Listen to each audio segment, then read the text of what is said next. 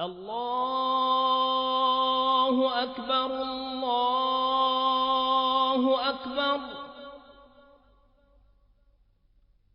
الله أكبر الله أكبر.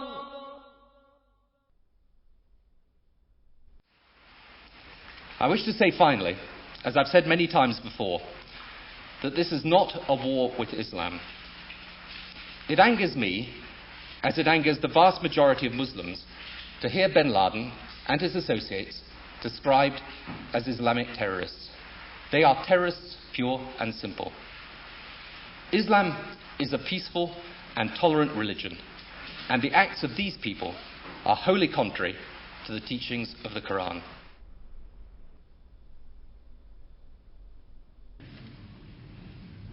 I also want to speak tonight directly to Muslims throughout the world.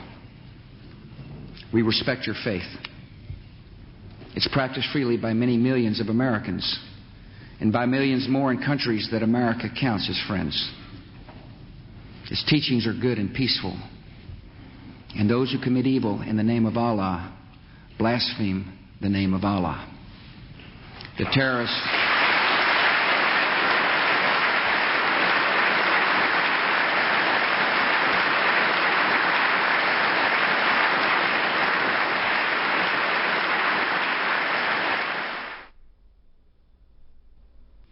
I want you to understand, I want the world to understand that our actions today were not aimed against Islam. The faith of hundreds of millions of good, peace-loving people all around the world, including the United States. No religion condones the murder of innocent men, women, and children. But our actions were aimed at fanatics and killers who wrap murder in the cloak of righteousness, and in so doing, profane the great religion in whose name they claim to act. My name is Ken Bigley from Liverpool and Bolton district. I'm here in Iraq, and I think this is possibly my last chance to speak to somebody who will listen from you. I need you to be compassionate, as you've always said you were, and help me. I don't want to die. حتى نراك طليقة مرتاحة وسنبقى نذبح الكفرة حتى نراك عدت إلى أمك وأبيك أو زوجك وبنيك والله أكبر والعزة لله. الله أكبر.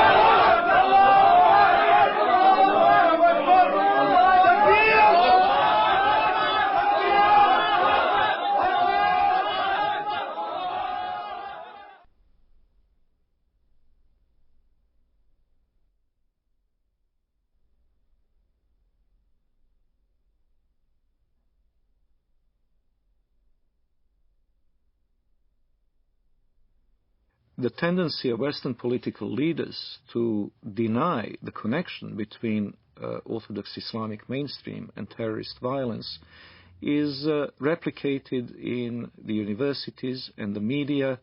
Wherever you look, both in Western Europe and in North America, the members of the elite class have this tendency to proclaim Islam, some mysterious, authentic Islam, to be peaceful and to be tolerant, and those Muslims prone to violence are proclaimed to be non-representative fringe. Well, I would really appreciate if people who make such claims could then explain the continuity of violence from the earliest day of Islam, from the earliest days of the Prophet and his immediate successors throughout the 13 centuries of recorded history. The real burning question in the world today is, does Islam and Islamic civilization actually sanction the violence that we're seeing being perpetrated in its name around the world? And to that we have to answer, if we're going to be honest about it, an unqualified yes. The Islamic sources, the Islamic texts, starting with the Quran, but not limited to the Quran, the Islamic texts including the Hadith, Islamic tradition, Islamic theology, Islamic law, the traditions of the interpretation of the Quran throughout history and Islamic history itself all bear witness to the fact that Islam has a developed doctrine, theology, and law that mandates violence against unbelievers. The origins are, of course, in the Muslim desire to impose all over the world the only religion, the only just religion, which is Islam, and the suppression of all other religions in order to establish the rule of Allah over the whole earth. This is a religious duty which binds the whole community and which the Muslim community is obliged to impose, because they are obliged to obey the order of Allah, and this is the desire of Allah as expressed in the Quranic revelation.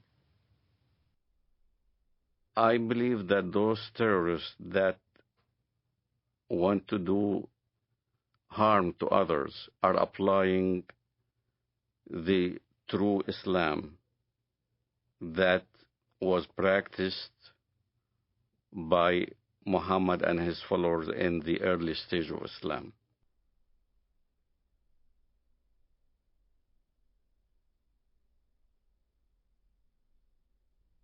In Islamic theology, the Prophet Muhammad is considered al-insan al-kamil, which is the perfect man.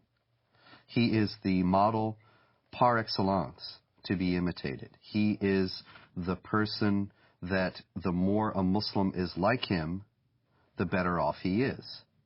So the Prophet Muhammad is revered today in the Islamic world as the primary model of human behavior.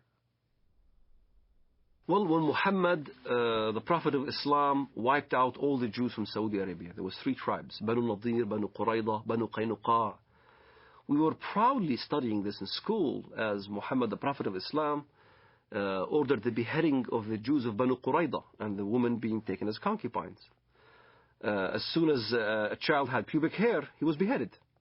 So the Jewish population was either extradited or beheaded. The story of Rabbi Qanina is a well-known documented story in Islam. Rabbi Qanina was tortured by the order of the Prophet of Islam himself. His eyes were put out. He was burned in order to confess where the Jewish tribes were hiding their goods, their gold and their silver and all those kind of things. And this is right from the Hadith. This inspired us as Palestinians, inspired us on fighting jihad against the Jews in Palestine. Authoritative Islamic History, The Life of Muhammad, Sirat Rasulullah, by Muhammad bin Ishaq, edited by Abdul Malik bin Hisham, translated by Professor Alfred Guillaume. Then the Qurayza tribe surrendered, and the apostle confined them in Medina. Then the apostle went out to the market of Medina and dug trenches in it. Then he sent for them and struck off their heads in those trenches as they were brought out to him in batches. There were 600 or 700 in all, though some put the figure as high as 800 or 900. Another example, that may be even more chilling, of the deleterious influence that Muhammad's example has upon the Islamic world was exemplified recently by an Egyptian leader of a radical Muslim party who wrote just recently that he couldn't believe that the beheadings in Iraq were being protested by Muslims. Weren't they aware that the Prophet Muhammad himself beheaded between 600 and 900 men personally, members of the Jewish Qurayza tribe in Arabia, after he had defeated them? Didn't they realize that if the Prophet did it, then this was the proper way to behave? And so the Mujahideen in Iraq, who were beheading people, are simply obeying the example of the Prophet.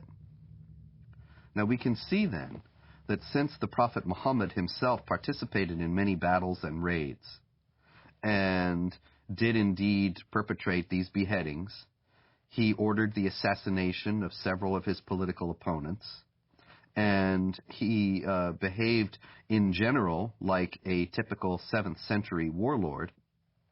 The problem is that when this is transferred to 21st century behavior, 21st century contexts of behavior, then what you get are terrorists. The Quran occupies a place that has no parallel in Western civilization. The Quran is considered by Muslims and by traditional Islamic theology to be dictated word for word by God himself, by Allah himself, through the angel Gabriel to the Prophet Muhammad. As a result, every word of it is the words of God himself. Every word of the Quran, unless it is cancelled by another section of the Quran itself, is valid for all time and cannot be questioned, cannot be reformed, cannot be changed within an Islamic context. This means that moderate Muslims, peaceful Muslims, if they are sincere, have to reject entirely Quranic literalism. But to do so puts them outside the sphere of anything that has been considered Orthodox Islam throughout history, because to do so is to reject the very basic premise of Islam, that this is a book that is dictated by God and is a perfect copy of a perfect book, the al-Kitab, the mother of the book that has existed forever with Allah in heaven. The Noble Quran, translated with parenthetical notes by Dr. Muhammad Taqi-ud-Din al-Hilali and Dr. Muhammad Muhsin Khan. Surah 98, verse 6. Verily, those who disbelieve in the religion of Islam, the Quran and Prophet Muhammad, from among the people of the Scripture, Jews and Christians, and al-Mushrikun, other disbelievers, will abide in the fire of hell. They are the worst of creatures. So the Quran is simply a set of direct commandments or else narratives, descriptions, sometimes very distorted descriptions of Judaism and Christianity. Because of the normative nature of those commandments, the second important body for Islamic jurisprudence and for Islamic polity is the tradition of the Prophet, the Hadith. Now, the Hadith are absolutely necessary to make any sense of the Quran, because Allah addresses Muhammad in the Quran and they talk about incidents in Muhammad's life, but they don't fill in the narrative details. So you have to go to the Hadith, the traditions of the Prophet Muhammad, in order to understand what's being said in the Quran and why. The Hadith are many, many volumes of traditions of the Prophet. Various Muslim scholars, beginning in the 8th century, which is some considerable time after the life of the Prophet Muhammad, who died in 632, they started to collect these traditions and to try, through various means, to winnow out the authentic ones from the inauthentic. From an Islamic standpoint, if something that Muhammad said or did is recorded in one of those books, then it has authority second only to the Quran. And in those books, there is a great deal that illuminates what the Quran says and how it is applicable to Muslims in the present. Authoritative traditions of the Prophet Muhammad, the Hadiths of Sahih al-Bukhari, translated with parenthetical notes by Dr. Muhammad Muhsin Khan. Volume 4, Book 52, Hadith number 53. The Prophet said, "Nobody who dies and finds good from Allah in the hereafter would wish to come back to this world even if he were given the whole world and whatever is in it." except the martyr who, on seeing the superiority of martyrdom, would like to come back to the world and get killed again in Allah's cause. The Prophet said, "A single endeavor of fighting in Allah's cause, in the afternoon or in the forenoon, is better than all the world and whatever is in it." Since there is no sense of natural morality in Islam, you have to go into either the Quran or the Hadith to find out what is allowed and what is not allowed. And in those books we have very clear instructions from the Prophet Muhammad that it is the responsibility of Muslims to meet the unbelievers on the battlefield, to invite them either to accept Islam or to accept second-class dhimmi status in the Islamic State. And if they refuse both of those, then to wage war against them. Fight against those who believe not in Allah, nor in the last day, nor forbid that which has been forbidden by Allah and His Messenger.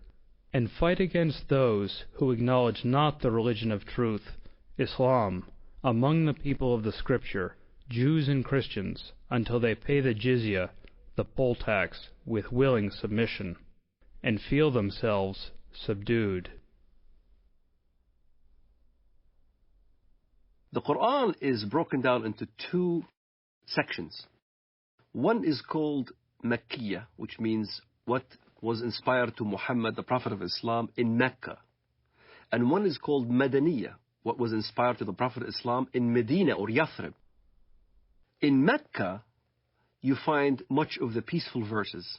Muhammad used to live with the Jewish community and the Christian community in peace and harmony. So there was many verses in the Quran that even the Muslims used to worship in the direction of prayer towards Jerusalem. They saw many elements of a unity between the Jewish and the Christian and the Muslim faith. There are indeed some verses in the Quran that could be called peaceful and tolerant. Notably the injunction against compulsion in religion. Those verses almost invariably date back to the beginnings of Muhammad's prophetic career in his native city of Mecca, where he was powerless, where he was only beginning to attract followers.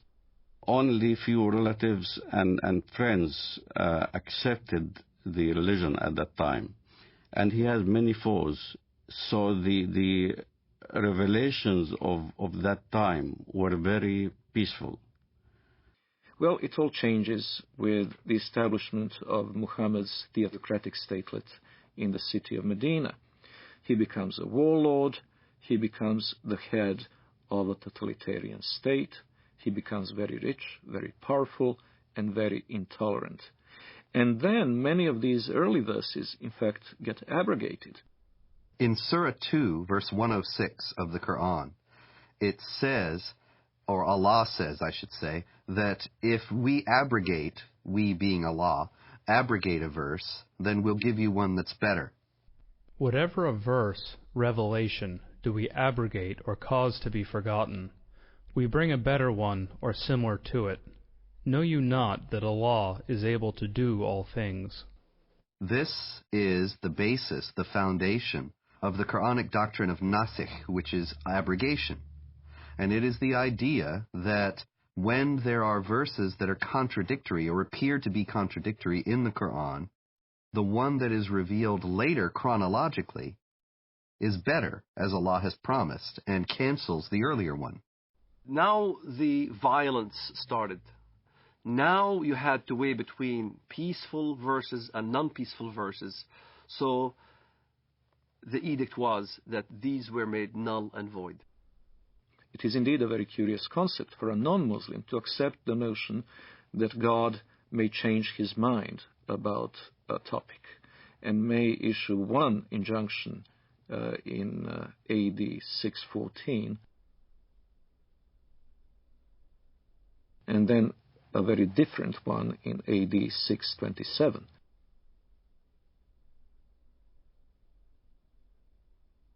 But this is indeed what has happened in Islam.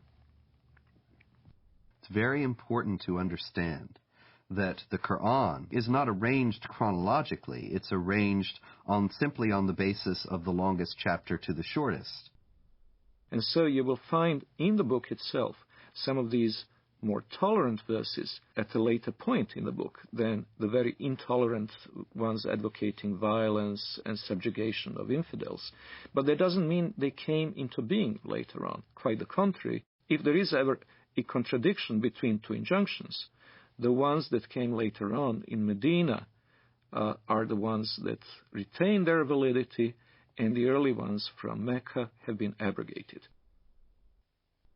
The peaceful verses became mansukha, means made null and void, with verses like the verses of the sword. Traditional Islamic theology has it that the 9th chapter of the Quran, Surah 9, is the last revealed in the career of the Prophet.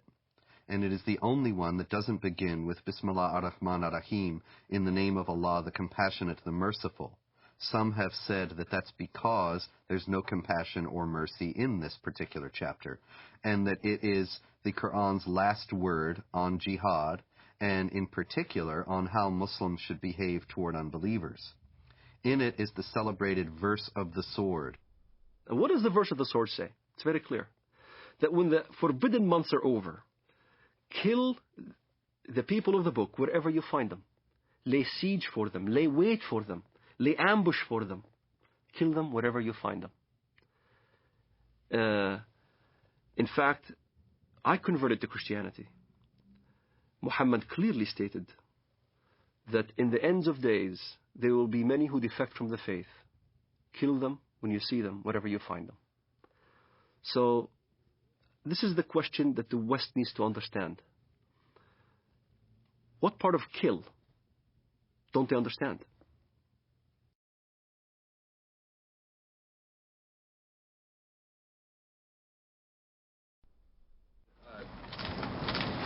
You said that the President reiterated the message of tolerance and the importance that this is not a campaign against Islam or Arab nations generally. Has it been communicated to the administration from those nations, from that part of the world that you've been talking to recently, that is a highly critical thing for the President to do, not just once, but over and over and over again? So why? We are a country that judges people not by their religious beliefs or by their color, but by the fact that we're all Americans. So that was the first part of the message. The second part of the message is that we have a lot of friends around the world who are Muslim. We have countries that are long friends of the United States who are of the Islamic faith, and the President wanted to be very clear that this is not a war of, quote, civilizations, that this is not a war against Islam. This is a war against people who in many ways pervert what Islam stands for. Islam stands for peace and stands for nonviolence, and he wanted to make that very, very clear. Yeah, sure. Islam and Islamic civilization are unique in their stance toward non-believers, and that Islam is the only religion in the world that has a developed doctrine, theology, and law that mandates violence against unbelievers. That there are peaceful Muslims, there are Muslims around the world who are moderate, who live in harmony with their non-Muslim neighbors and have no intention of ever waging war against them in any way.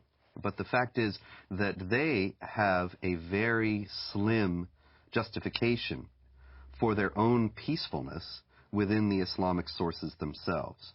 And they are only at peace with their neighbors insofar as they are either ignorant of what Islam teaches about how Muslims should behave toward unbelievers, or they have explicitly rejected, consciously rejected, those elements of Islam. There are, in short, peaceful and moderate Muslims, but no peaceful and moderate Islam. The idea that Islam is a religion of peace, however, is paradoxically enough held even by the most violent and radical of Muslims. Sayyid Qutb, the Egyptian Muslim theorist, whose writings are revered by radical Muslims today, by terrorists today, he wrote and insisted that Islam is a religion of peace. When you study his writings, it becomes clear that he meant that Islam is dedicated to establishing the hegemony of Islamic law over the world. When that hegemony is established, peace will reign in the world. Therefore, Islam is a religion of peace. But the problem is the peaceful Muslims don't understand the edicts that comes out of the jurisprudence of Islam. If you look at the interpretation of these verses in Al-Azhar University, in the Islamic Sharia schools in Jerusalem, in Jordan, in Syria, and Damascus, all throughout the Middle East, the jurisprudence of Islam clearly state, emphatically, that the verse of the sword made null and void all the peaceful verses. And what does the verse of the sword say? Then when the sacred months have passed, then kill the mushrikun, unbelievers, wherever you find them, and capture them and besiege them, and prepare for them each and every ambush. But if they repent and perform as-salat, the Islamic prayers, and give zakat, alms, then leave their way free. Verily, Allah is oft forgiving, most merciful. Kill them when you see them, wherever you find them. This is not an allegoric kill.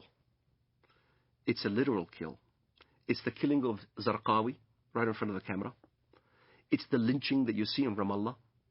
It's the killing of over 1 million Sudanese in Sudan, cutting the hands and the feet from opposite sides.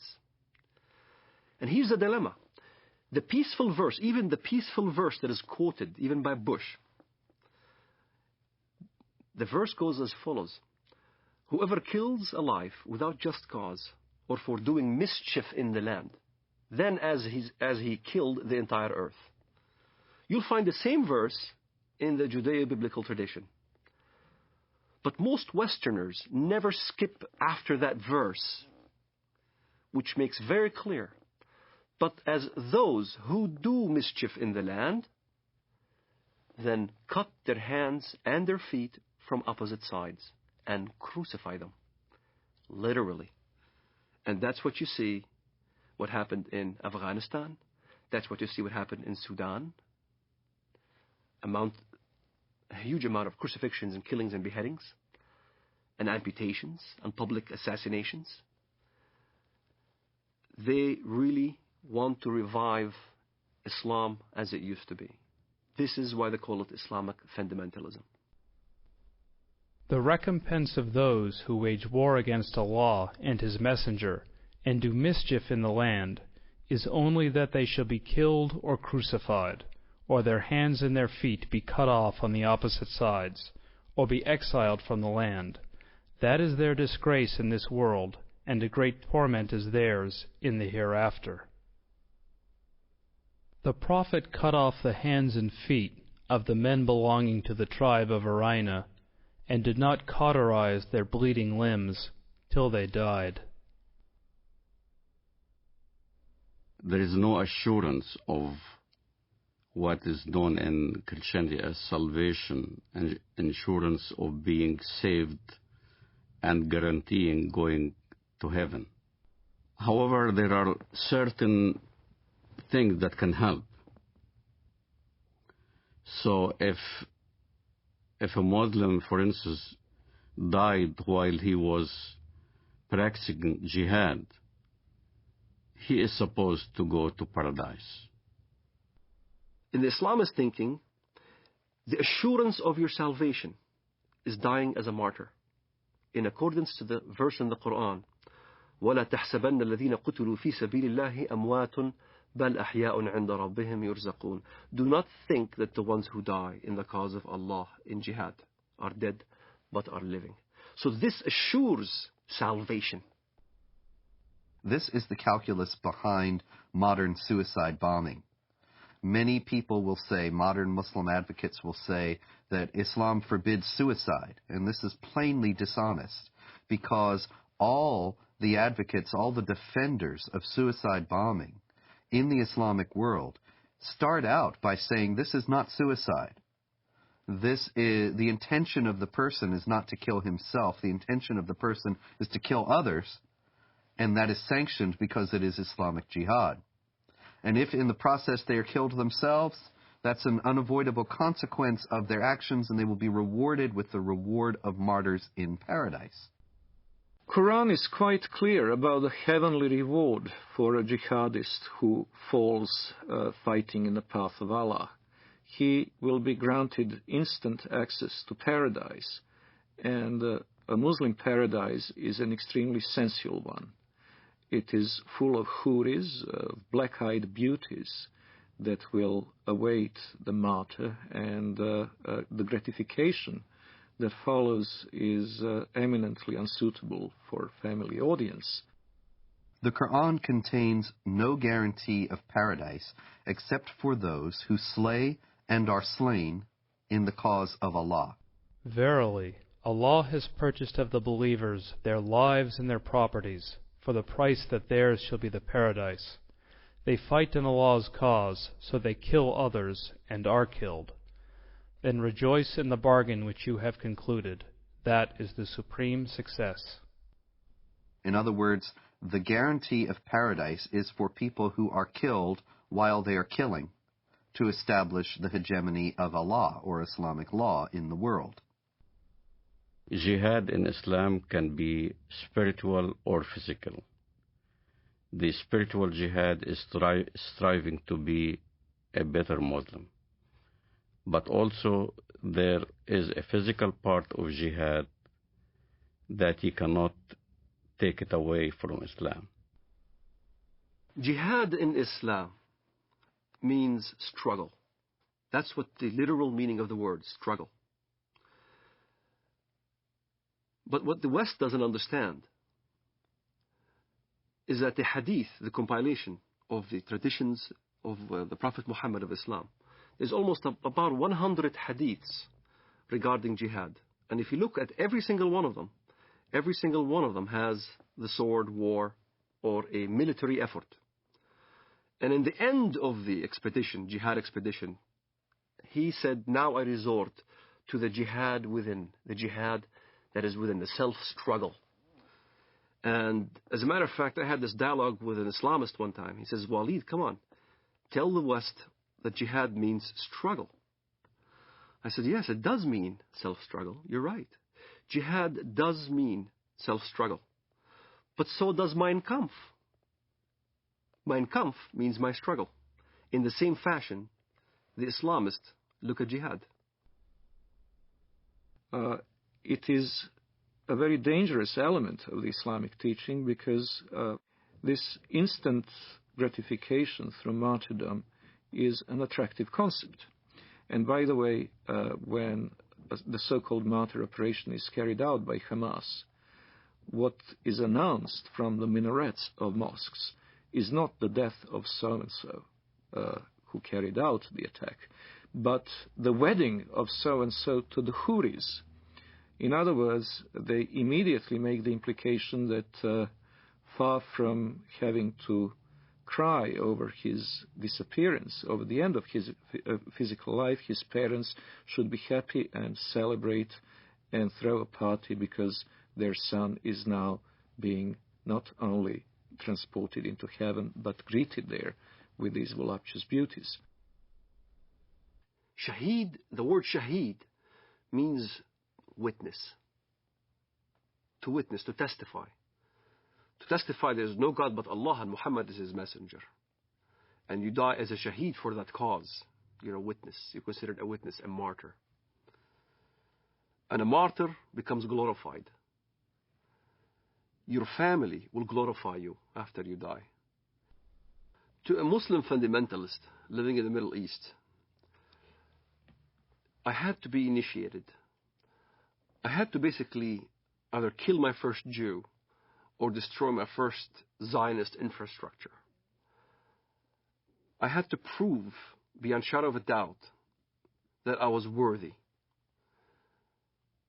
And there are ample amount of students, teenagers, men, who are willing to die as suicide martyrs, willing to put explosives. The martyr application is filled. There are many applicants. There's not enough bombs to fulfill the applicants. And to get on one of those missions, indeed you must have been chosen. You must have been really good. You must have been violent enough. You must have been going out on every demonstration in the streets of Jerusalem or Bethlehem or our village. You must have shown yourself worthy of a greater operation.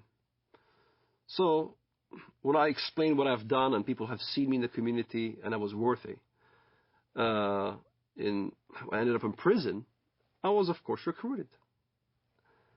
And I remember Mr. Mahmoud al-Mughrabi.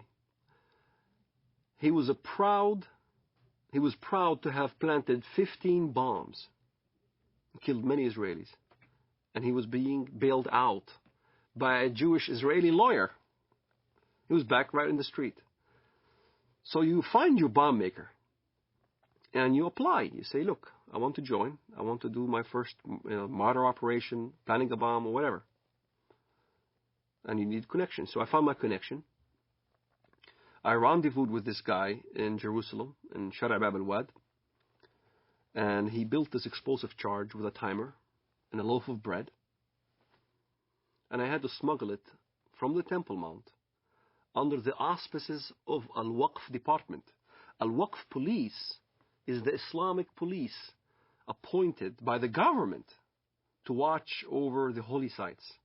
Them knowingly that I had explosive charges smuggled me so I can escape from the checkpoints. And there, I carried my explosive charge from Jerusalem to Bank Leumi Israel in Bethlehem. I was supposed to put the explosive charge at 6 p.m. exactly.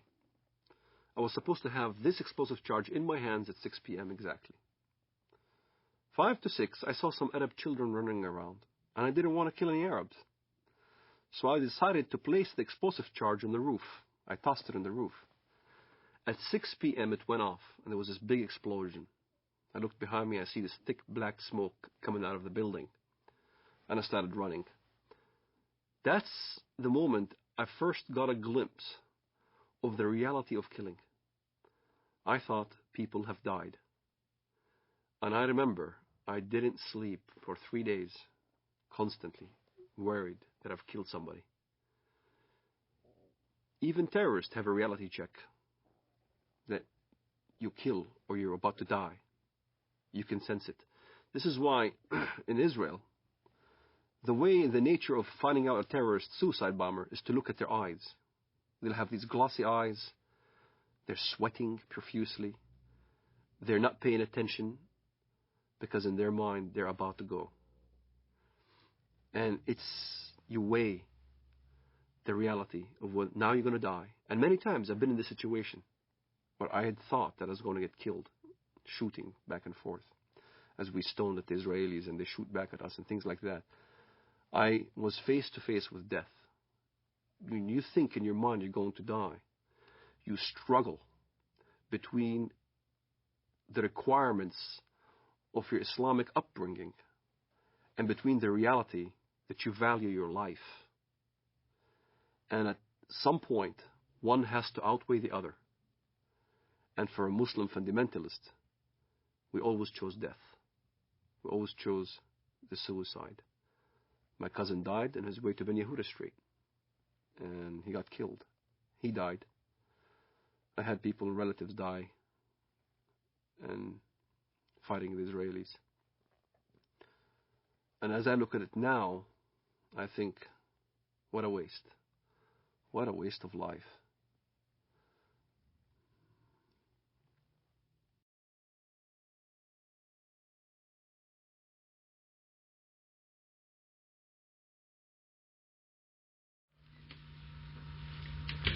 Okay, and then we say goodbye and shake hands. Okay? Are you ready, John? Okay, running. I'm running too. So in other words, you want to change. In other words, who gives you the right to change or topple a government in another country? It shouldn't be us that puts together the new government. It should be the people of Afghanistan, inside Afghanistan and those that have had to flee from Afghanistan. And I think that's the right way to do it. Now, can I say I've enjoyed very much doing this interview with you, and I think that whatever differences there are between us, it's important we carry on with this dialogue. Maybe one of the problems that arises out of all this is there's been insufficient dialogue between the Arab world and the West, between Islam and between people of other faiths. And I hope that we can establish a proper dialogue And maybe that would be some good that could emerge out of the terrible events of the 11th of September. Some personal question, Mr. Blair, at the end. I know you have so many meetings and people are waiting outside. I've read, I think, in the Times that you read about Islam. What do you know about Islam? Well, I do not in any shape or form pretend to be an expert, but I do read the What do you read? What interests you? I read the message of the Quran insofar as it can be translated, and I read about Islam, and I enjoy doing that. And I think there's, I've learned things about the Quran that I never knew before, and I think a lot of Christians would be interested. That's one of the reasons I say to you, it would be good if out of this we had some more dialogue and some more faith. And the reason I have to leave you now is because I'm going to meet some religious leaders, both Muslim and Christian and Jewish, upstairs, in order to discuss with them how we can bring the faiths closer together. So, shukran lal jazeera. Shukran, Mr. Blair. What did you say in Arabic? Shukran lal jazeera. Shukran jazeera. Thank you very much. Islam understands its earthly mission to be to extend the law of Allah over the world by force. Now, this is distinct from extending the religion by force. Muslims often indignantly deny that Islam was spread by the sword, as the old expression goes, and that anybody is ever forced to convert to Islam. Now, of course, forced conversions are a constant hallmark of Islamic history, but they are technically forbidden by Islamic law. Now, the idea in Islam is that Muslims must wage war to establish the hegemony of Islamic law. Not everybody will be forced to become Muslim, but the non-Muslims will be relegated to second-class status. They will not be able to live in the society as equals to the Muslims. And it is the responsibility of Muslims around the world to fight to institute that kind of society. While we were in the mosque, the Prophet came out and said, "Let us go to the Jews." We went out till we reached Bait al-Madras. He said to them, "If you embrace Islam, you will be safe. You should know that the earth belongs to Allah and His Apostle, and I want to expel you from this land. So if anyone amongst you owns some property, he is permitted to sell it. Otherwise you should know that the earth belongs to Allah and His Apostle." The Muslims see the extension of jihad as a war liberating the infidels from their infidelity and a privilege for them to enter in the religion of Islam and to abandon their wrong belief. So jihad is seen as a favor which is given to the infidel population in order to change their ways and convert to the true religion, Islam. It is not for a prophet that he should have prisoners of war and free them with ransom until he had made a great slaughter among his enemies in the land. You desire the good of this world, the money of ransom for freeing the captives, but Allah desires for you the hereafter, and Allah is Almighty, All-Wise. In the Muslim thinking, in the Muslim Sharia, the way the world is depicted is in two houses. It's called Dar al-Islam or Dar al-Harb, the house of Islam or the house of war. So the whole world is under these two houses. If you're not a Muslim, you're under the house of war. Yet in the West, the apologists, Islamic apologists would say, no, that's not accurate. It is the house of peace and the house of Islam. And in fact, that's not accurate. If you look at the hadith and if you look at what comes from the highest jurisprudence in the Middle East, that's what is being taught.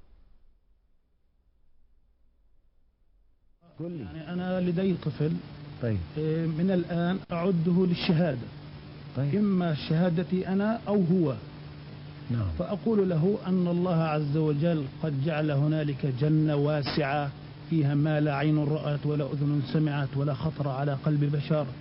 وهو بيسألني يعني إذا أنا عملت عملية وفجرت نفسي هل إلي يعني ربنا عز وجل بيعطيني اللي بدي إياه، بيعطيني سيارات، بيعطيني بارودي أطخ فيها، بيعطيني ألعاب.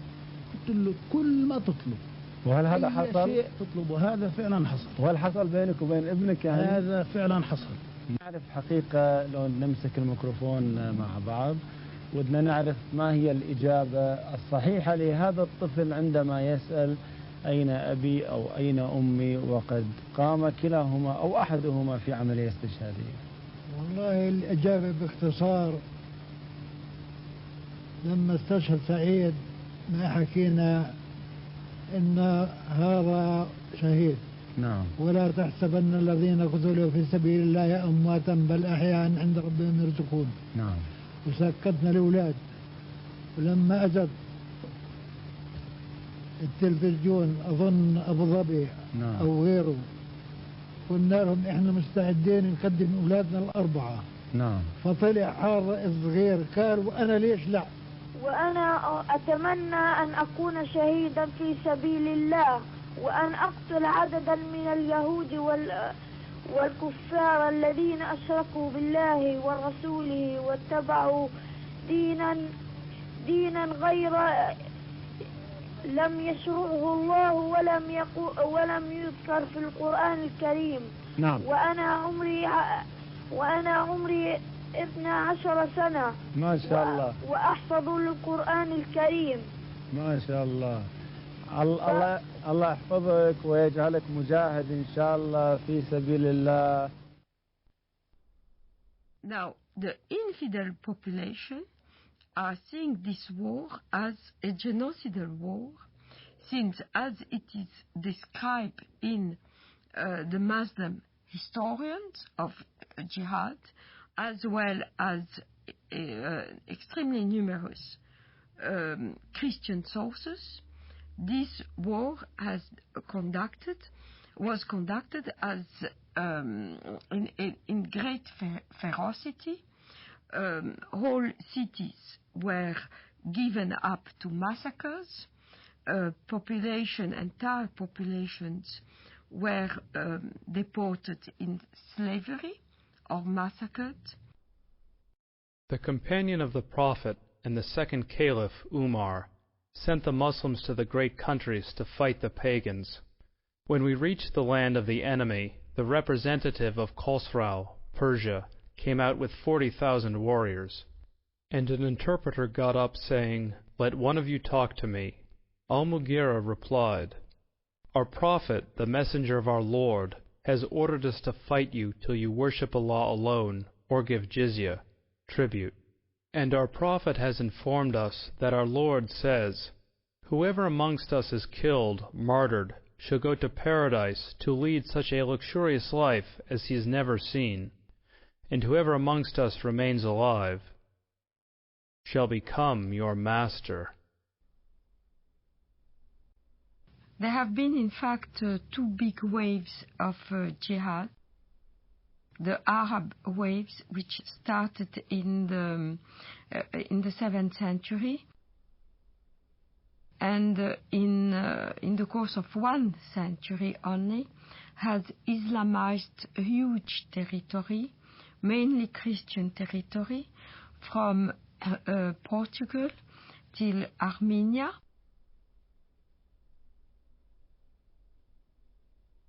But also Islamized Persia, which was not Christian, mainly Zoroastrian, except for Iraq, which was mainly Christian in the north and Jewish and Christian in the south. The second wave of Islamization started in the 11th century with the Turkish tribes. So all these regions of Eastern Europe, Greece, Anatolia, which is now Turkey, but was the seat of the Christian Byzantine Empire, and Serbia, Bulgaria, Romania were integrated into the Dar al-Islam, which is the land of Islam. So all the countries around the Mediterranean, which once have been Christian, became the Islamic Empire. This Turkish wave lasted from the 11th century till the 17th century, where the Turkish army were stopped at the gate of Vienna in 1683.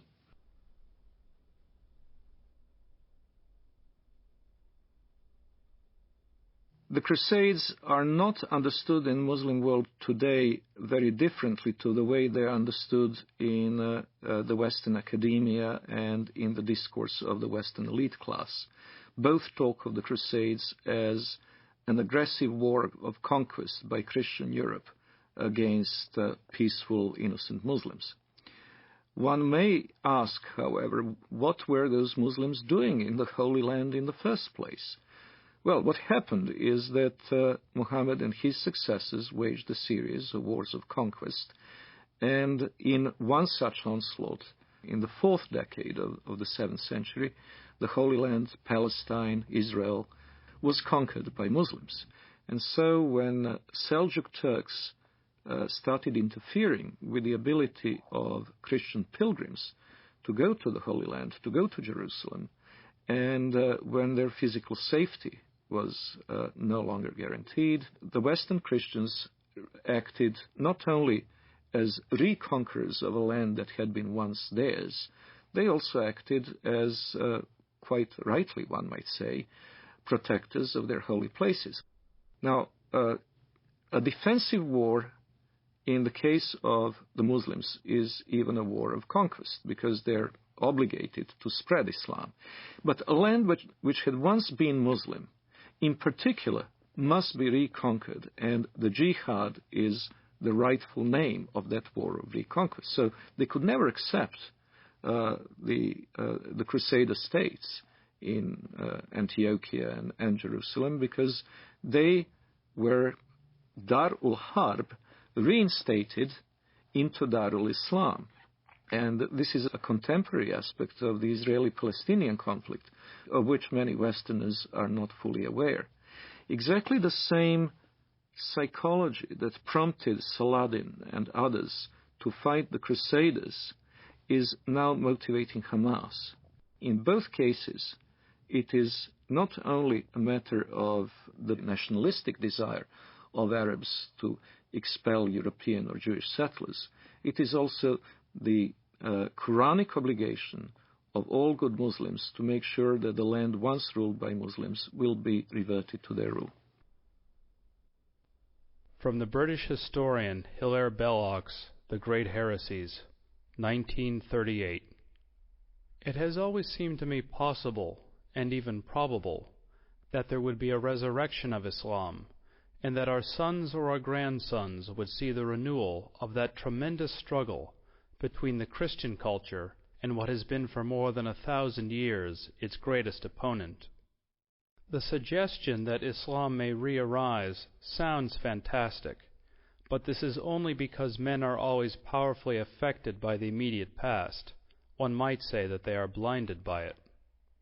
But not so very long ago, less than 100 years before the Declaration of Independence, Vienna was almost taken, and only saved by the Christian army under the command of the King of Poland, on a date that ought to be among the most famous in history. September 11th, 1683.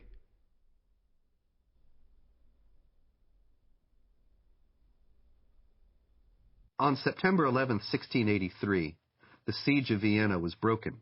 That was the high point of Islamic jihad expansion into Europe. After that, Islam went into decline, and the Islamic world was colonized and in a drastically weakened state.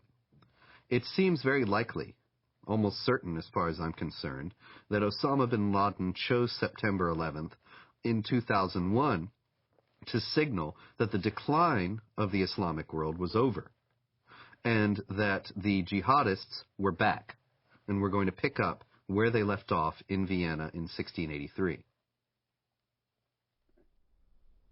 If we look at the tectonic plates between Islamic world and non-Islamic world today, we notice something very interesting, that even very diverse Muslim societies, which cannot be easily branded under one civilizational label, have something in common, and it is the tendency to be in conflict with their neighbors.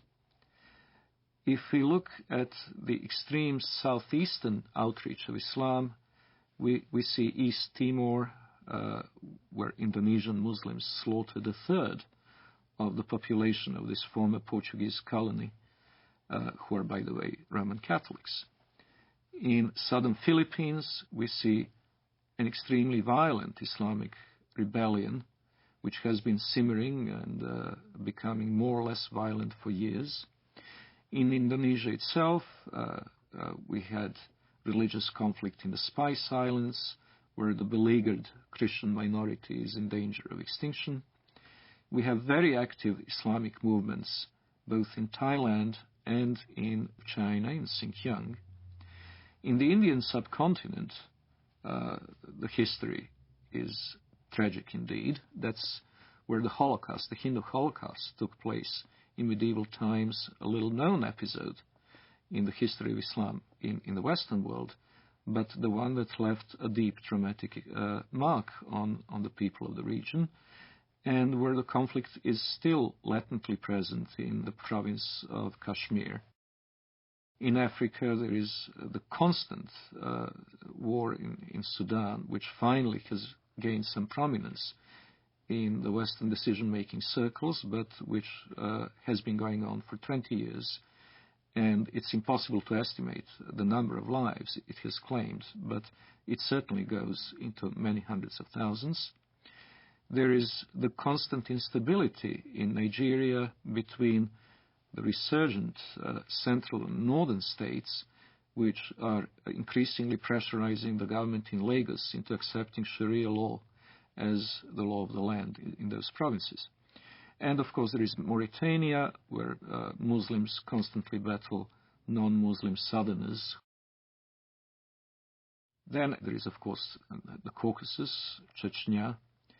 And in Europe itself we have the conflict in the former Yugoslavia between the Bosnian Muslims and Serbs and Croats respectively, and the conflict between the Albanians and the Serbs, Albanians and Macedonians, and quite possibly before too long, Albanians and Greeks.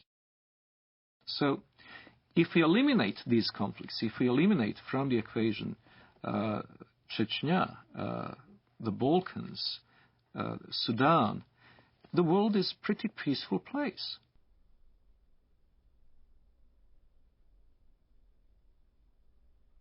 If we eliminate from the terrorist equation, terrorist acts carried out by the Muslims over the past 5 years, we would come to realize that the war on terror is unnecessary because terror is not a very big problem.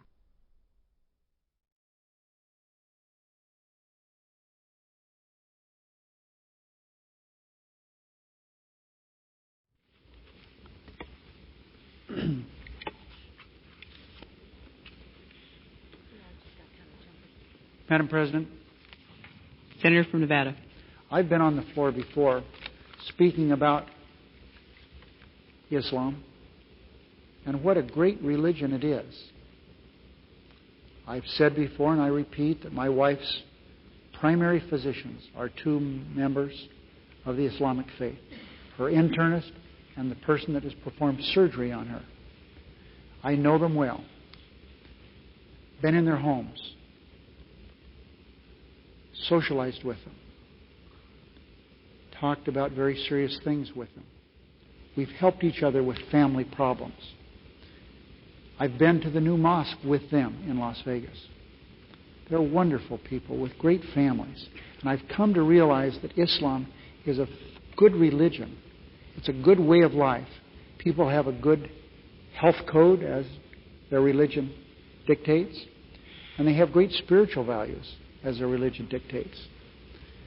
And it's too bad that there are some people, misdirected people around the world, trying to take away from this very fine religion. I believe that they cannot give this religion a bad name. I think that the power of this religion and the power of the people in this religion will overcome these evil people who are using this fine religion to do bad things to innocent people. Islam is a religion and a political system that dictates that one must carry out warfare against unbelievers until they either convert or submit. And this is the justification that the terrorists around the world are using for what they're doing.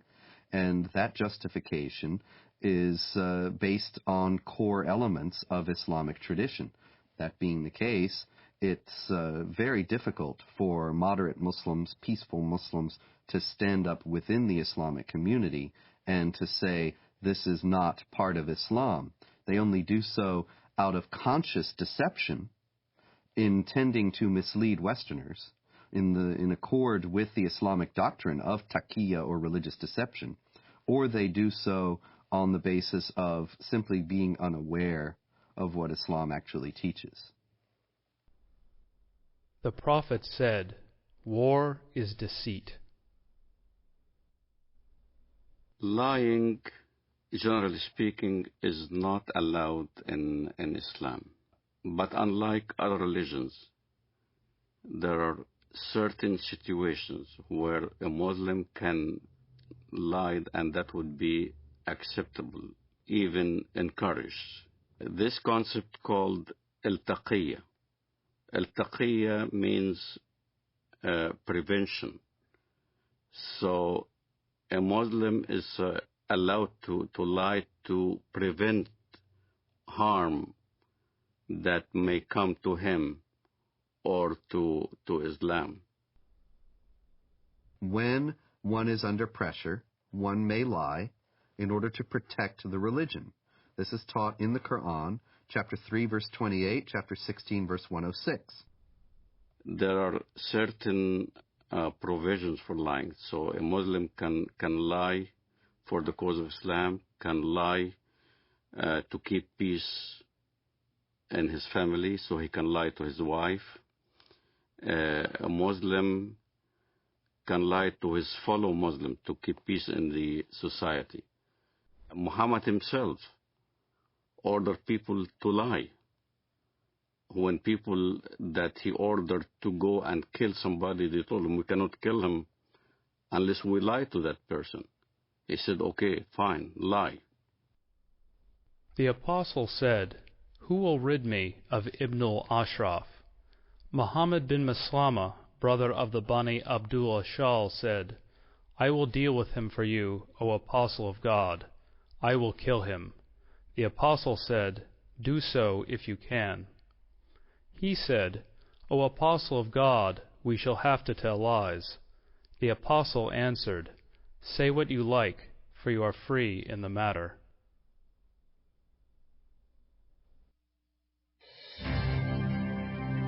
America is a land of diversity and service.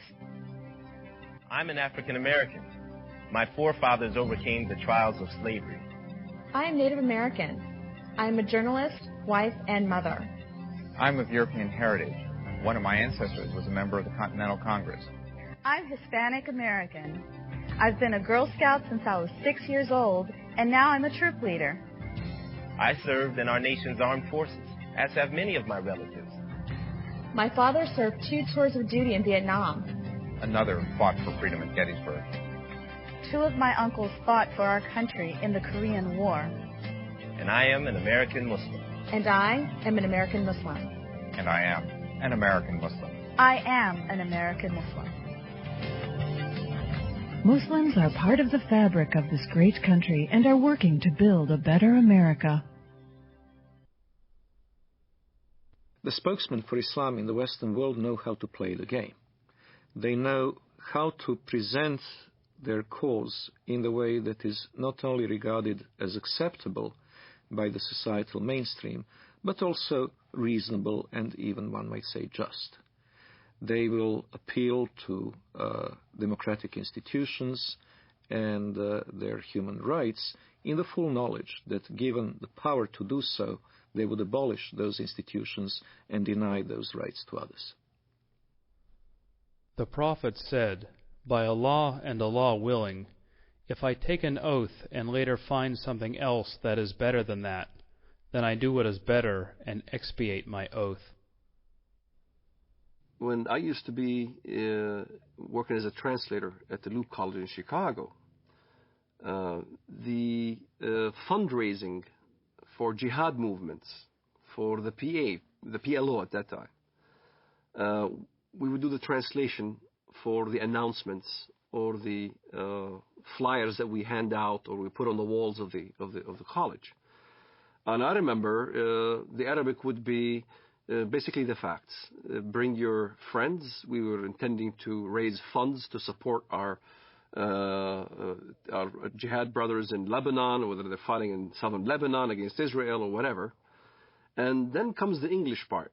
In the English part, it'd be the standard. We will be conducting a Middle Eastern cultural party. You're welcome. We will be serving lamb and baklava. So the West doesn't understand, as when we get together as a group, our conversations are different. As soon as a Westerner would come into the scene, then the whole conversation changes. It becomes palatable to a Western mind. When I used to go to work, let's say, during the Gulf War, I used to go to work at an American company. And everybody would be hovering around a TV set as soon as there's a Scud missile hitting Riyadh or something like that. And everybody will be distraught, unhappy if a Scud lands in the American camp. And I will be standing there right amongst the American employees. Oh, that's too bad. Oh, that's too bad. I'm sorry that, we had loss of life. And out of frustration from having to keep the truth of what I really felt, I would roll down the window on the freeway going home and scream as loud as I can, Allahu Akbar. Allah is great. Allahu Akbar, because this is the chantation you do when the enemy is killed, when you win. So if it was a victorious day for the Iraqis, when they land a Scud missile, it will be Allahu Akbar on the freeway. I know nobody could hear me now.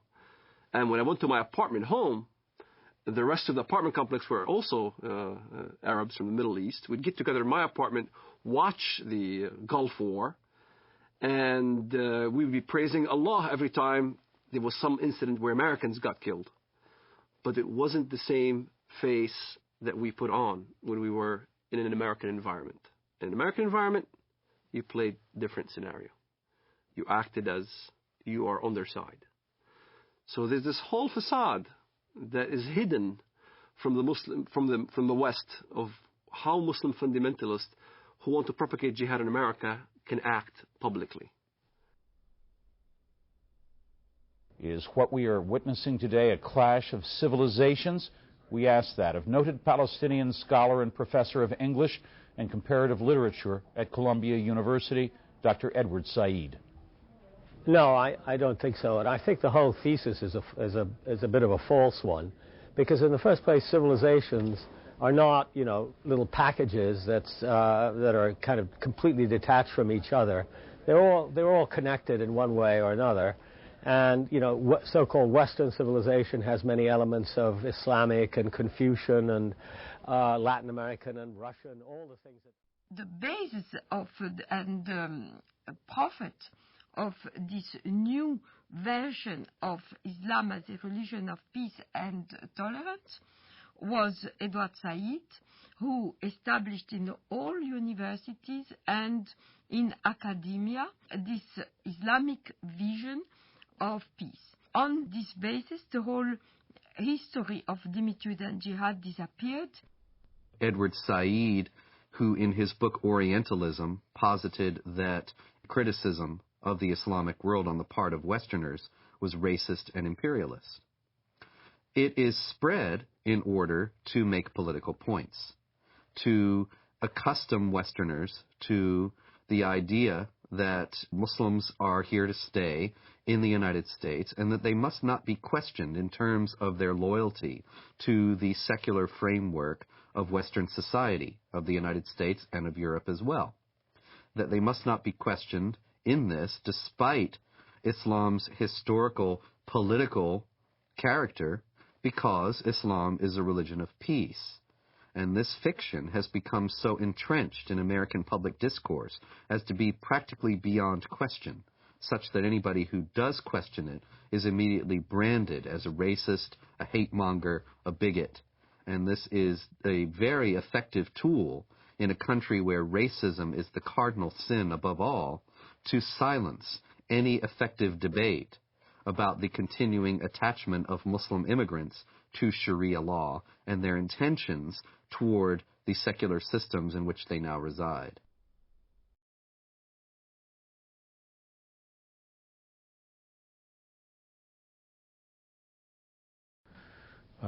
Is that this is not a clash against Islam or Arabs. This is about freedom, not culture. It's about working with Islamic governments who want to move forward into the modern world, working with Islamic governments who see their face as the face of peace, and working against the violence and the terror and the people who would seek to hold back the world and would seek to disrupt peace and freedom for others. And so that is what it's about for us. The true faith of Islam, we believe, is a religion of peace, and we intend to work with them in that regard. The true faith of Islam, we believe, is a religion of peace. Islam has to be known as more than a religion. The idea that Islam is a spiritual religion like, for instance, Christianity, is completely incorrect. It would be incorrect to describe Islam as primarily, let alone solely, a religion.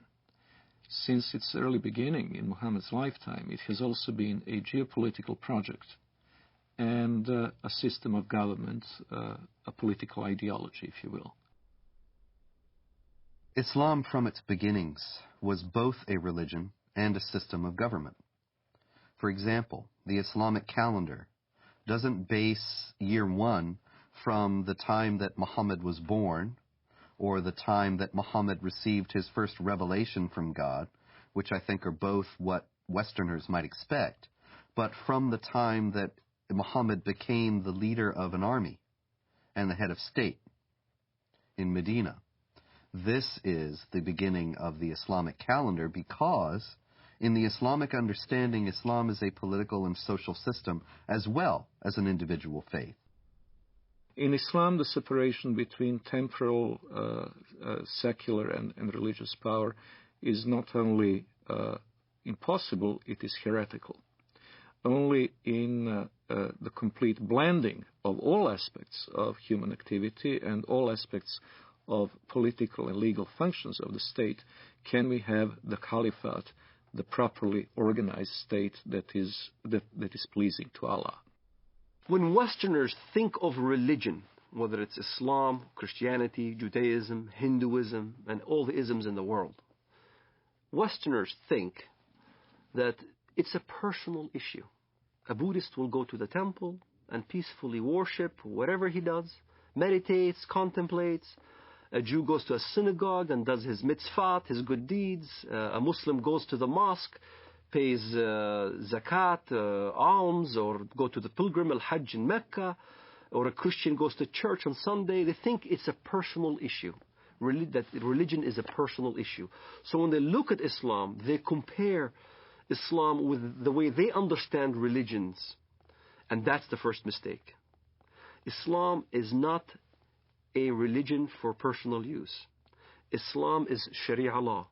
Islam is a form of government to the world first, then to a personal application. It is not just how you pray or whether you pray towards Mecca. It's how you dress. You dress in Arab culture. You speak Arabic. You can't go to heaven unless you pray in Arabic. You can't read the Quran in English and expect to get good deeds to go to heaven. You read the Quran in Arabic.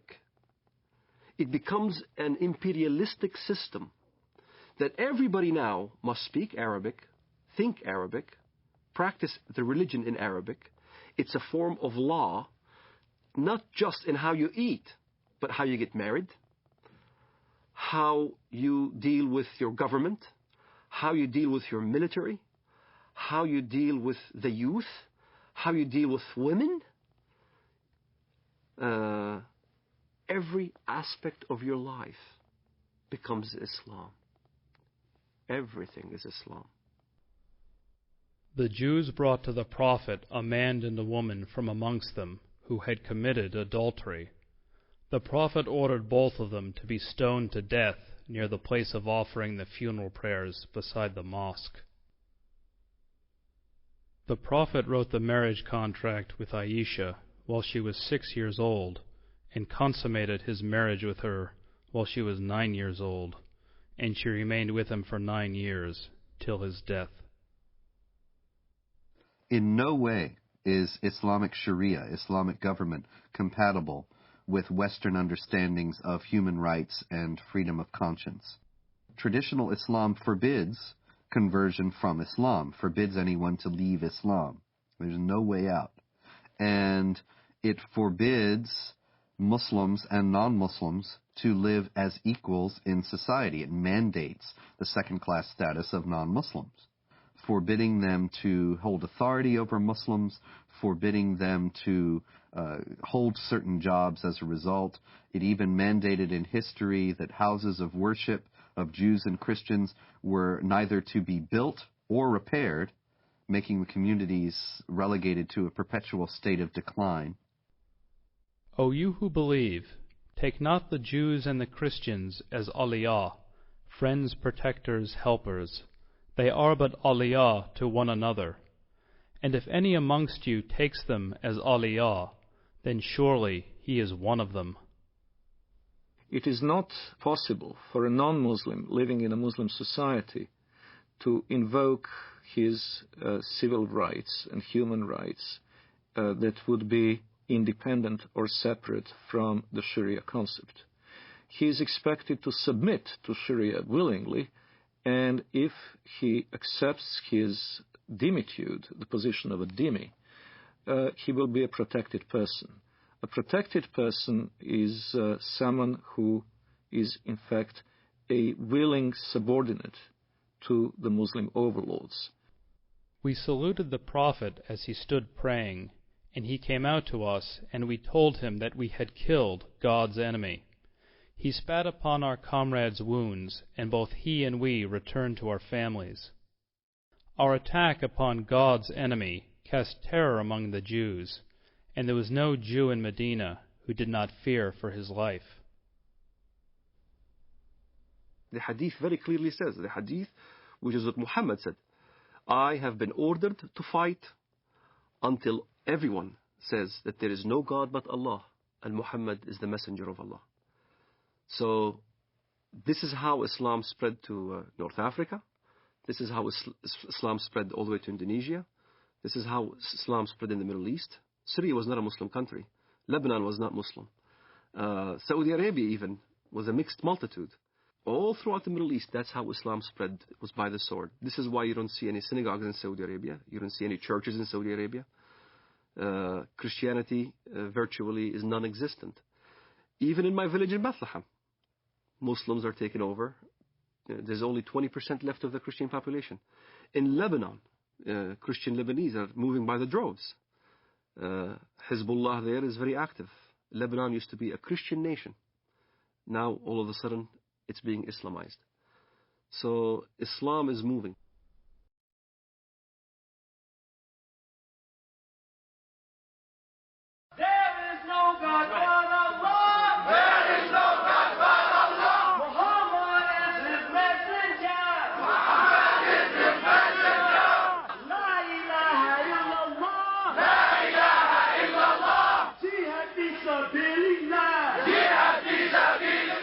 Follow the Quran.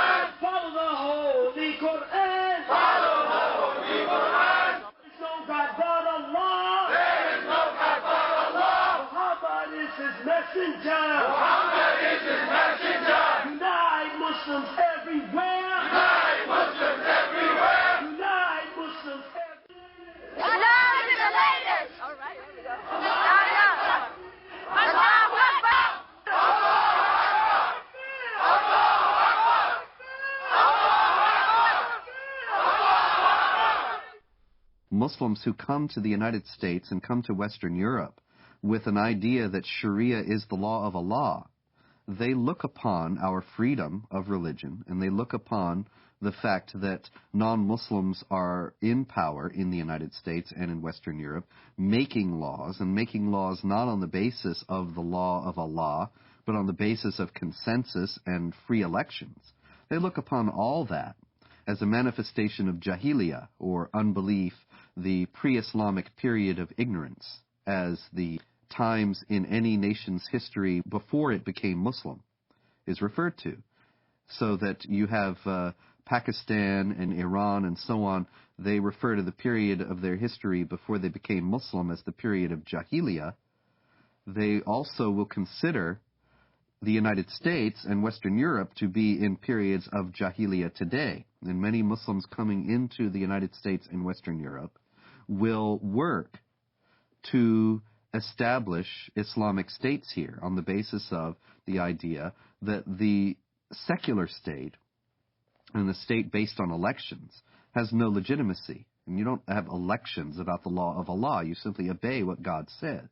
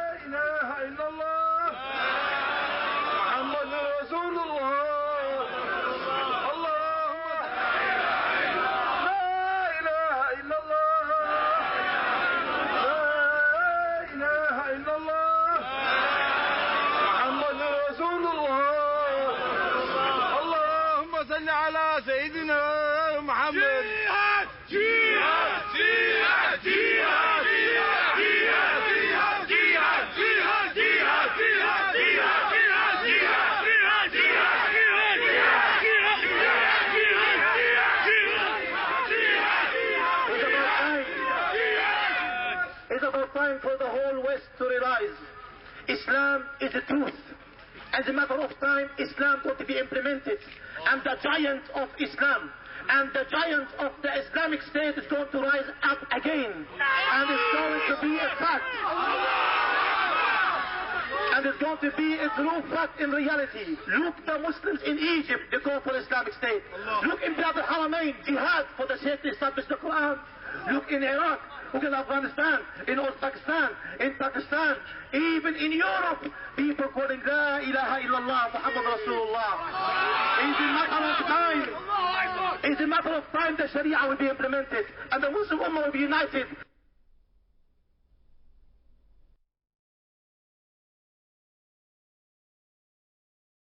The most important thing that the West needs to know about Islam today is that it has a political character, and that it is not simply a religion, but it is a religion or a belief system that mandates warfare against unbelievers for the purpose of establishing a societal model that is absolutely incompatible with Western society. Americans need to know this. Western Europeans need to know this, because Muslims are coming into Western countries while holding these beliefs and intending to act upon them. They are the motivations behind modern terrorist activity, and they are the goals of millions of Muslims in the United States and around the world. We need to know this so that we can protect ourselves. But unfortunately, because of political correctness and because of media and general government unwillingness to face the sources of Islamic terrorism, these things remain largely unknown. Islamic fundamentalism is a sleeper cell in America. A good point, a good case in point, is the story of Saladin. Saladin is a great hero in Islam. Saladin was the one who defeated the Crusades. There was a treaty that's supposed to be happening between the Crusades and Saladin, and the story goes as follows. The Arab mediator came to Saladin and said, the Quran says that if they concede to peace, then concede to it, which means that if the enemy wants peace, let's have peace, which is a verse you can find directly in the Quran. And Saladin responded with a great answer when he stated to the guy, you are an Arab and I'm a Kurd. You should know the Quran better than I. Don't forget, the Quran also says, why should we concede for peace when we have the upper hand? So you find both verses in the Quran. Peace, you concede to peace when you are the weaker party. This is why you hear the term Hudna. Hudna is a peace treaty, ceasefire. In Iraq, Sadr asked for Hudna because he knew he can't defeat Americans. You have Hudnas all over when the enemy is stronger than you are. But as soon as you gain strength, then you don't concede for peace. This is why the face of Islamic fundamentalism in the West has a facade that Islam is a peaceful religion, because they are waiting to have more Islamic immigrants, they're waiting to increase in number, waiting to increase in political power, and once they do, then look out. You'll see the real face of Islamic fundamentalism here in America. سيارة مفخخة بقافلة أمريكية، ويظهر الشريط أحد الأشخاص وهو يقوم بتفخيخ حافلة صغيرة بعدد من القذائف الصاروخية. قمنا بتفخيخ هذه السيارة لاعتراض رتل الأمريكي، ونقسم بالله العظيم إن غايتنا هم جنود الكفر والاحتلال، ولا نريد من وراء ذلك أن نؤذي مدنيا، لأن دم المسلم أغلى ما يكون عندنا.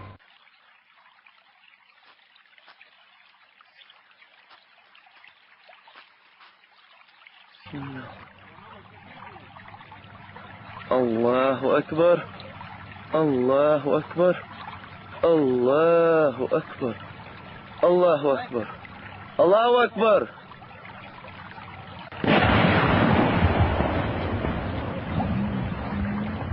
الله أكبر الله أكبر. It's unfortunate, but there is no negotiating with the jihadists. There is no striking a deal with them. Islamic law is very clear on that, and here once again is an example. We need to take Islam seriously. Islamic law does not allow for treaties. It does not allow for negotiated settlements between Muslim states and non-Muslim states. All it allows for is a temporary period of up to 10 years of hudna, or what is commonly translated as truce, to allow the Islamic forces to gather their strength. But that's not the same as peace as we know it. That's not the same as the absence of a state of war. That's only a temporary lull in a war that the jihadists consider has gone on for 14 centuries and are willing to fight for 14 more. So when you meet in fight, jihad in Allah's cause, those who disbelieve, smite at their necks, till when you have killed and wounded many of them, then bind a bond firmly on them, take them as captives. Thus you are ordered by Allah to continue in carrying out jihad against the disbelievers till they embrace Islam, are saved from the punishment in the hellfire, or at least come under your protection. But if it had been Allah's will, He Himself could certainly have punished them without you. But He lets you fight in order to test you, some with others. But those who are killed in the way of Allah, He will never let their deeds be lost. In Islamic thinking, the world is divided into the house of Islam, where Islamic polity has been established, where Allah rules supreme, and the house of war, which is the rest of the world. This dichotomy is reminiscent of other totalitarian ideologies, and most explicitly communism. Both communism and Islam seek the end of history in this world. The end of history will come when either the whole of our planet becomes Darul Islam, or else when the proletarian revolution brings the avant-garde of the working class to power all over the world, which will be the end of state, the end of money, and the end of class oppression. In both cases, it is possible to have a period of truce. It is possible to have what would be called in modern parlance peaceful coexistence. But that peaceful coexistence is a tactical ploy and not a permanent solution. Allah's apostle said, I have been ordered to fight with the people till they say, none has the right to be worshipped but Allah.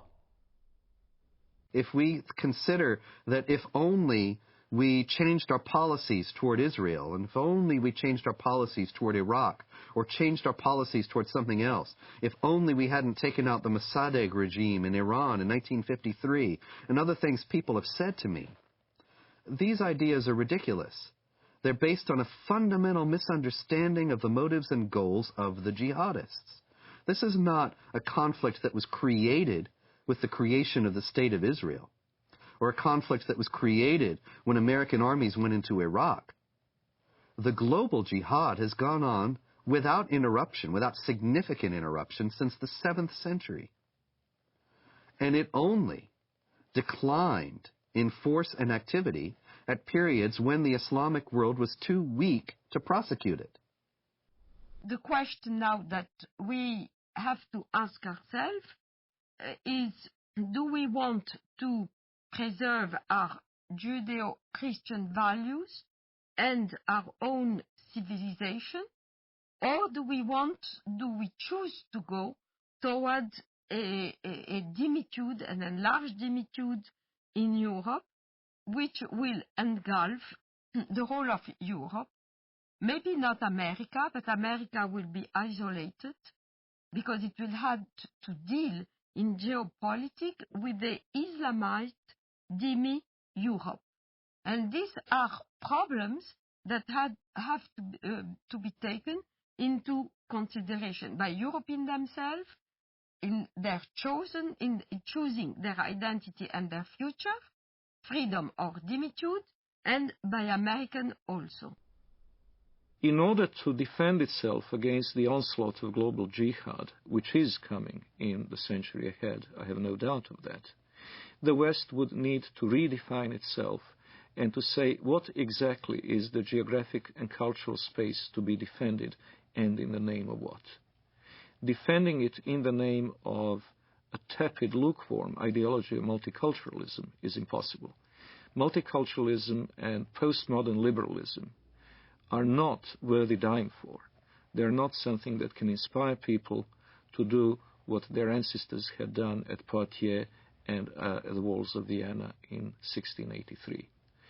What global jihad has on its side is simple-minded commitment of millions of people to not only spread the faith, but also better themselves at the expense of the infidel, in the first instance through immigration, and later on, if necessary, by other means. What the West needs to understand about Islam is that Islam has the potential of replacing the dangers that we just kind of did away with, Nazism and communism. Like Nazism and like communism, Islamism, the end justifies the means.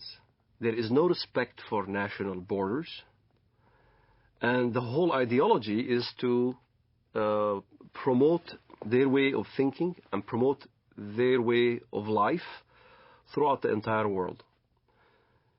That's what's being taught in the Middle East. That's what's coming out from all the jurisprudence in Al-Azhar in Saudi Arabia and all throughout the Muslim world, is that Islam will conquer and will continue to conquer until it triumphs, until everybody in the world says there's no God but Allah and Muhammad is his prophet. أنصحكم لله يا أمريكا ويا بريطانيا ويا أنتم من قال الله في حقكم قد غضب الله عليكم اليهود يا أبناء القردة والخنازير يا من لا تكون فتنة في الأرض إلا وأنتم عود ثقابها. كلما أوقدوا نارا للفتنة أطفأها الله، أطفأ الله نوركم وأطفأ الله نيرانكم، ولكننا نحن الرجال الذين انتجبنا الله وأرادنا الله فجعلنا أولي البأس الشديد لقطاف رؤوسكم الأينعت وظهرت وطغت وتجبرت فإنا قاطفوها بإذن الله. The peculiarity of Islam has to be faced, and it has to be faced frankly and openly. Unlike others, and I am again saying this in the full knowledge that it will offend some Western ears, unlike the Hindus, unlike the Confucians, unlike the animists of sub-Saharan Africa, the Muslims have inherent tendency to expand and to convert the rest of the world not only to their religion, but to their outlook and to their legal and moral system. They will not state this openly while they're in a minority in the countries to which they immigrate, but we have seen this time and over again throughout history. Once they reach the numbers necessary to impose their will, they will do so. وسيعلم والله لا أريد أذكر اسمه في هذا المنبر الأمريكان ورئيسهم والبريطانيين ومن والاهم والصهاينة ربيبة ومصنع الكيان. الله أكبر. لو أذن الله لنا يا أمة محمد سيقول حتى الحجر يا مسلم هذا يهودي خلفي تعال واقطع رأسه، ونحن نقطعها والله لنقطعها أيها اليهود. الله أكبر الله أكبر الله أكبر. الجهاد في سبيل الله، الجهاد في سبيل الله، الجهاد في سبيل الله، والنصرة لله. الله أكبر الله أكبر يا أمة القرآن. الله أكبر يا أمة القرآن.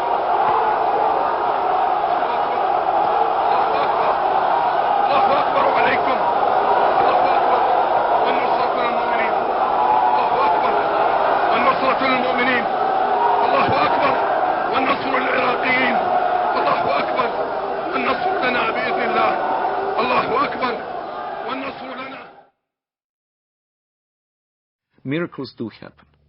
I do not know if it is another, maybe even deadlier terrorist attack that will act as a catalyst, or whether it will be a geopolitical confrontation in the Middle East itself, with Israel perhaps at serious peril. But I do hope and trust that a jolt will bring back into the minds and hearts of Westerners the awareness of the need to stand up and be counted.